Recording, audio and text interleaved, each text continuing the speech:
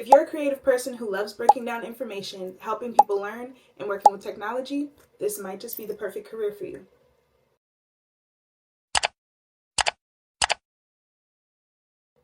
Hey guys, my name is Jasmine. I'm an instructional designer, trainer, and e-learning experience developer. I've been working in this field for about 3.5 years now, working on federal contracts.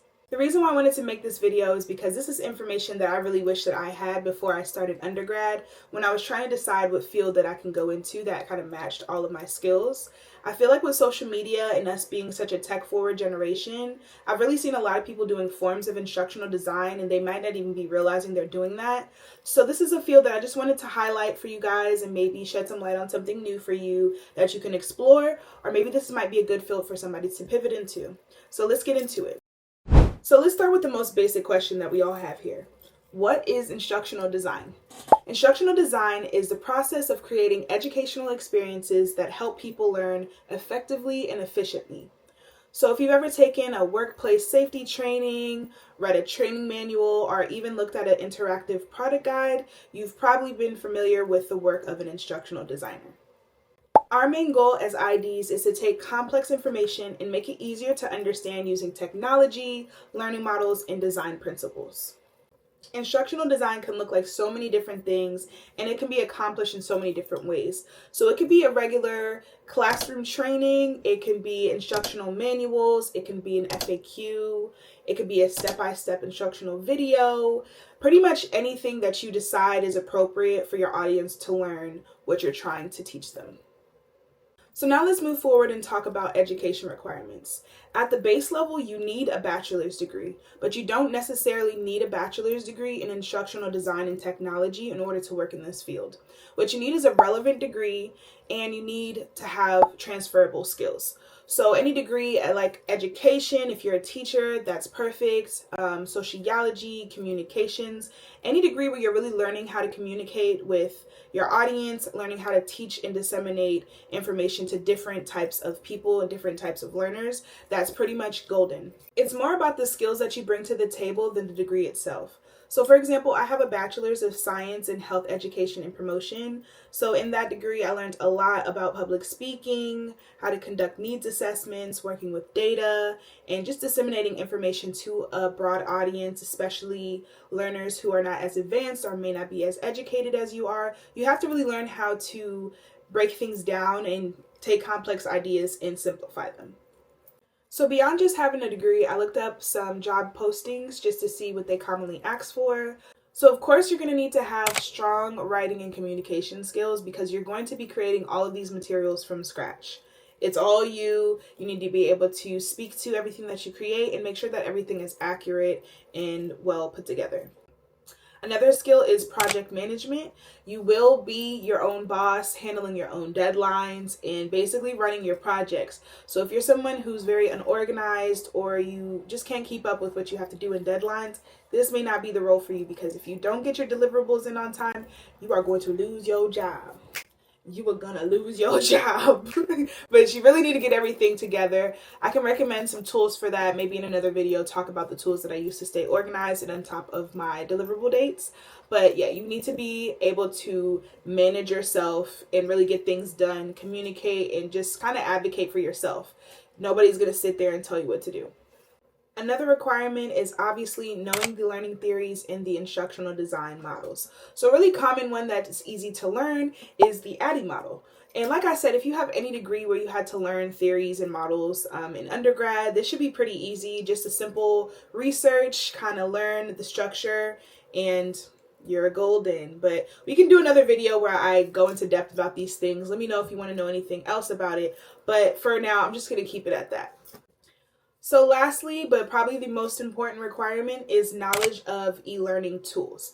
So for example, Articulate 360, Camtasia, Photoshop and Illustrator, Adobe Captivate, and Canva. Those are some examples of programs that you can use to create your materials. So I think that's really important to kind of get your handle on. I would not recommend even trying to apply for any of these jobs if you can't even speak to some of these programs. I do recommend creating a portfolio, which I can make another video about as well. But a good way to start with these, if you've never used these programs before, is try to get the free trial of these programs and build your portfolio with some examples. So you'll just have experience going through and using each one of these platforms. But again, I might discuss this further in another video if that's something that you guys want to see. Then I'm just going to add on 2 soft skills for you guys that are probably the most important, which is collaboration and attention to detail. So you'll be working with teams full of subject matter experts, project managers, developers, system administrators. You'll be working with a couple different people, and you'll need to know how to collaborate and work with them in order to get the information you need to build your best program. You'll also need attention to detail because you are going to be creating a lot of materials. You can't have a bunch of spelling mistakes. You can't forget this and can't forget that. You need to be somebody who's on top and ready to proofread and review your work. So let's get to the part that you're probably most curious about and what you're probably here for. Money, moolah. How much can we make doing this job?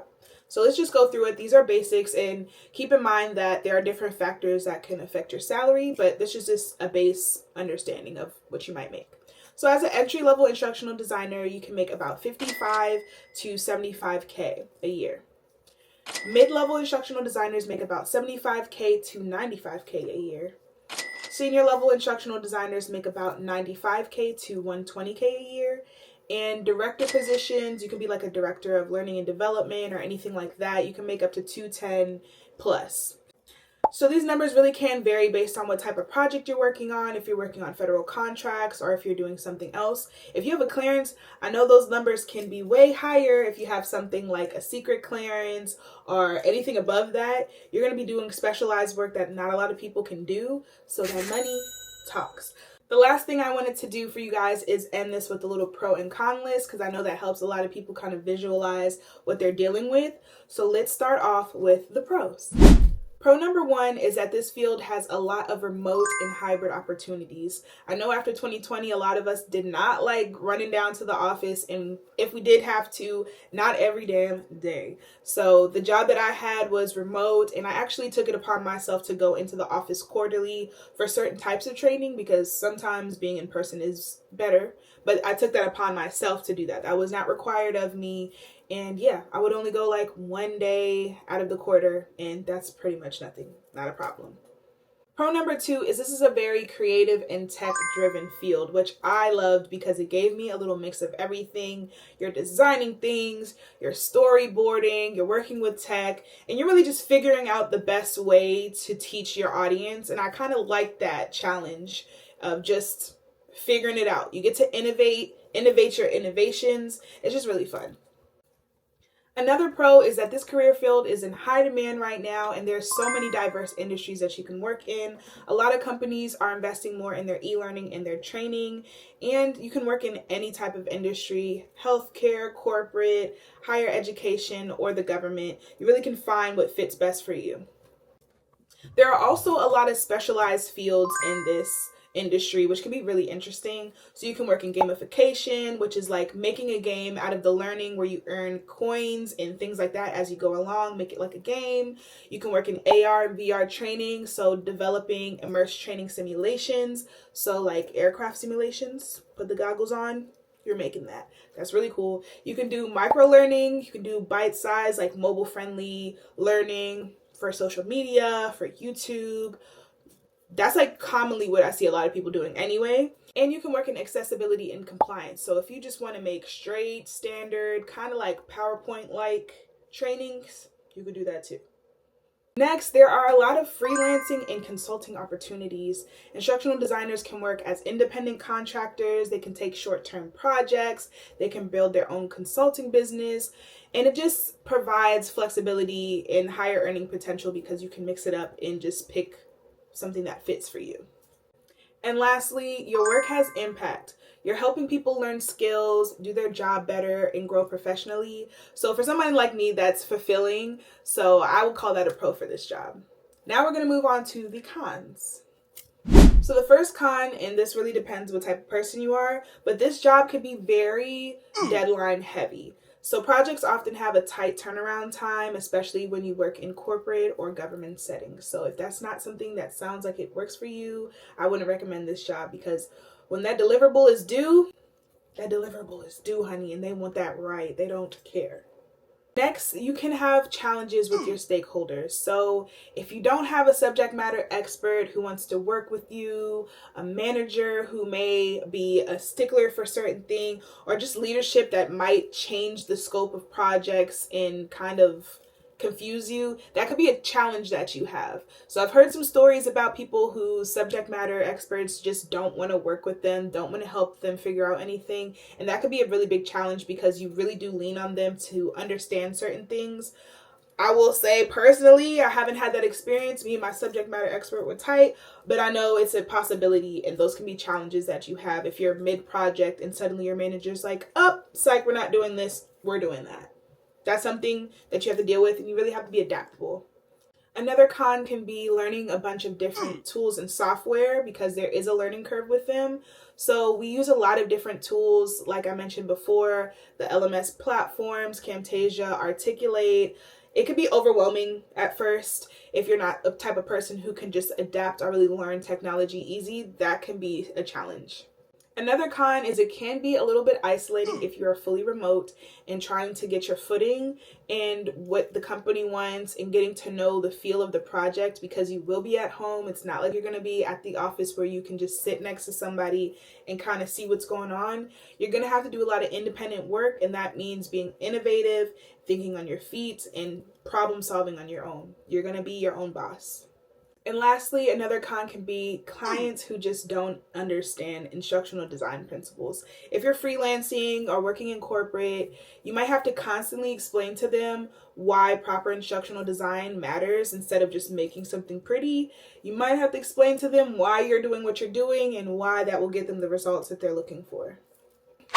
So just to wrap everything up, instructional design is a creative tech career that is growing in demand every single day. You don't need a specific degree in instructional design and technology. Just focus on those skills, have a bachelor's degree in a related field, and practice and build that portfolio. This is a really good field for people who love tech, design, education, and just being creative. I really hope this was helpful for anybody looking for a career to pivot into, or for any young people just looking for tech careers in general. I hope this was something that helped you out a little bit. Like, comment, subscribe down below, and let me know anything that you want to know anything more about. Thank you guys for watching. Catch y'all in the next one.